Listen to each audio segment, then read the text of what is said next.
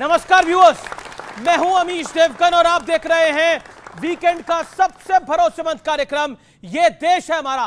और इस हफ्ते ये देश है हमारा में बात होगी चुनाव की, बात होगी सीए की, बात होगी लोकसभा में आने वाले चुनाव में क्या होगा। लोकसभा चुनाव का बिगुल जैसा आप जानते हैं कि अब बज चुका है।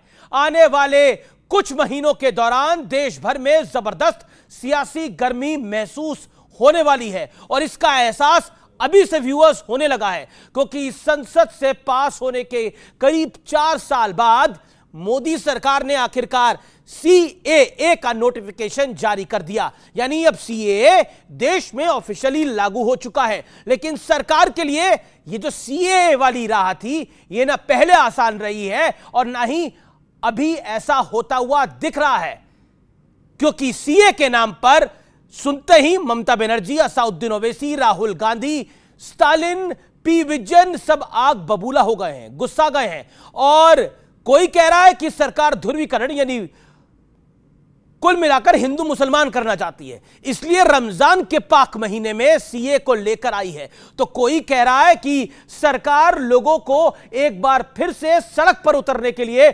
मजबूर कर रही है। दिल्ली सूबे के मुख्यमंत्री अरविंद केजरीवाल साहब ने तो एक कदम और आगे बढ़ा लिया है और वो कह रहे हैं कि जितना बड़ा पलायन आजादी के बाद हुआ था, सीए की वजह से उससे ज्यादा पलायन होगा। इसी बीच इन सारे आरोपों का जवाब देने के लिए जिम्मा खुद देश के गृह मंत्री अमित शाह ने संभाला। उन्होंने एक बार फिर साफ किया कि सीए से किसी भी भारतीय को डरने की आवश्यकता नहीं है, न परेशान होने की जरूरत है। हालांकि मोदी सरकार बार बार इस बात को दोहरा रही है, लेकिन विपक्ष इस मुद्दे को धार्मिक रंग देने में की भरपूर कोशिश कर रहा है। प्रश्न है कि क्या विपक्ष को डर है कि कहीं राम मंदिर की तरह सीए भी बीजेपी के लिए एक बड़ा मुद्दा इस चुनाव में बढ़ने वाला है, क्योंकि चुनाव की रणभेरी बढ़ चुकी है।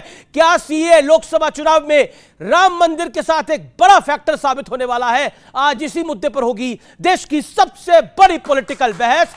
यह देश है हमारा में मेरे युवा मित्रों के साथ और कई मेरे साथियों के साथ आप सबका अभिनंदन है, क्योंकि लोकतंत्र के इस महापर्व में आज का यह पहला एडिशन है।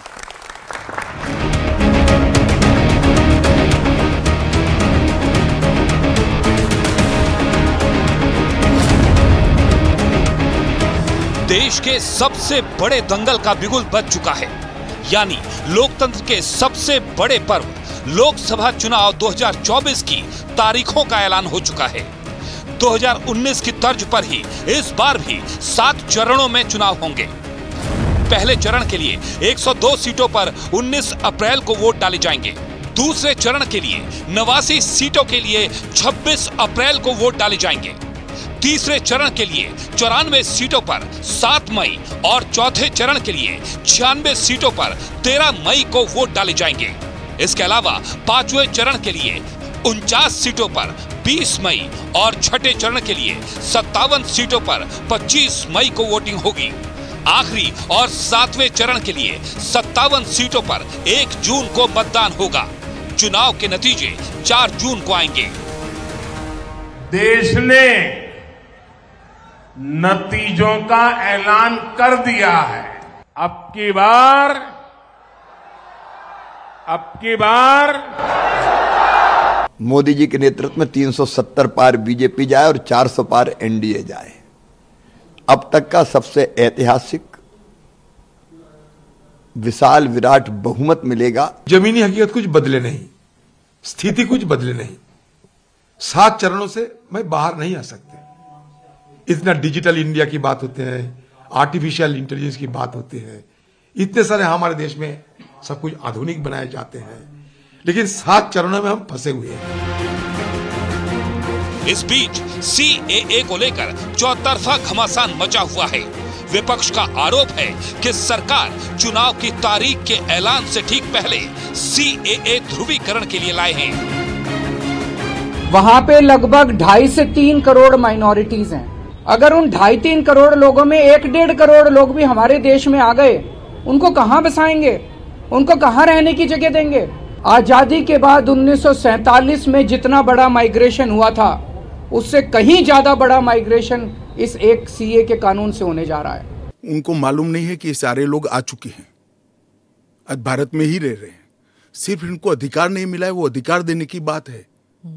2014 तक जो आ गए इनको नागरिकता देनी है। CAA एक्ट को सिर्फ आप CAA से मत देखिए, इसको आपको NPR से और NRC से जोड़कर देखना पड़ेगा, और जब वो होगा तो जाहिर है उसमें सबसे ज्यादा निशाना बनेंगे मुसलमान, अल्पसंख्यक, माइनॉरिटीज। या तो किसी और व्यक्ति को डरने की जरूरत नहीं है, क्योंकि CAA में किसी की नागरिकता लेने का प्रावधान ही नहीं है।